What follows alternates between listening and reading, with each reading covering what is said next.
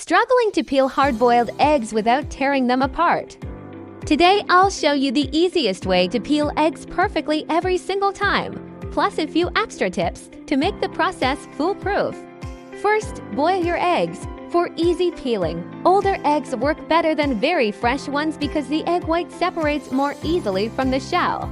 Boil for 9 to 12 minutes depending on how firm you like your yolk. Right after boiling, plunge your eggs into an ice water bath. This stops the cooking process and causes the egg to contract slightly inside the shell, making peeling much easier. Once cooled, gently roll each egg between your hands or on the counter to crack the shell all over. This loosens it without damaging the egg inside. Peel under running water or in a bowl of water. The water seeps under the shell and helps lift it off cleanly.